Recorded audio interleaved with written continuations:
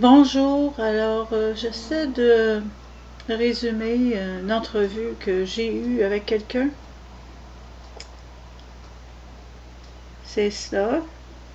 En fait, ce n'est pas compliqué parce que mon père l'a fait rentrer en asile pour avoir la garde des enfants parce qu'à l'époque, c'était donné à, à la mère à 99% dans les cas.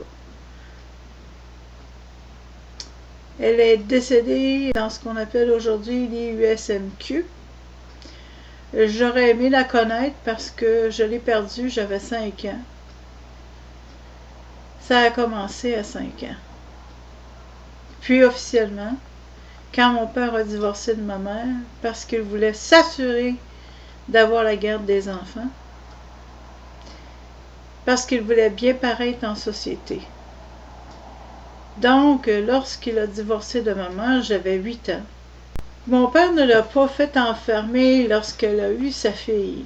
Je suis le premier enfant du couple. Donc, lorsqu'elle a eu sa fille, il ne l'a pas fait enfermer parce que monsieur voulait un garçon.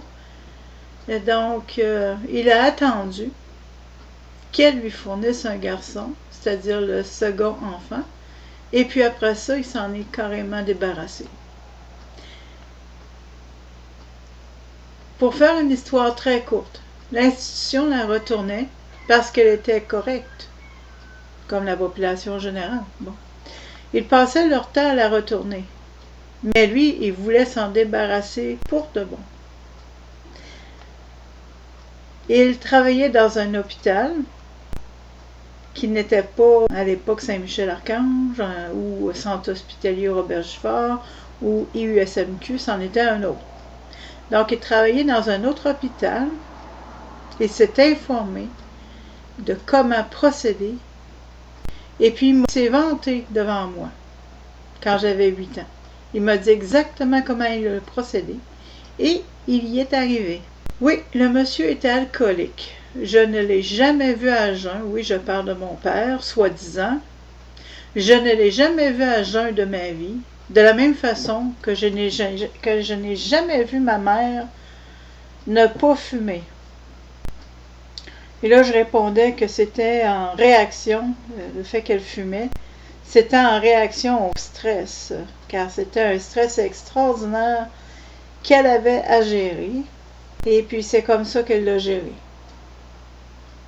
C'est pas plaisant d'avoir à dire que notre mère a passé 43 ans de sa vie dans cette institution.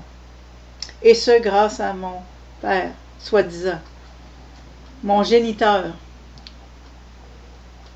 Excusez-moi, je disais à la personne, excusez-moi si je vous ai parlé un peu de ma vie. En très résumé, je m'en excuse, mais il fallait que je fasse sortir un peu de pression.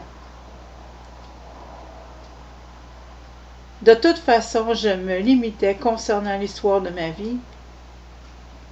J'ai quand même réussi à obtenir une maîtrise en psychologie et je fus membre de l'ordre des psychologues lorsque j'ai fait mon stage en psychologie.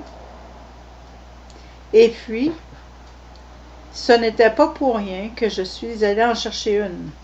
Comme vous pouvez vous imaginer, ce n'est pas un hasard.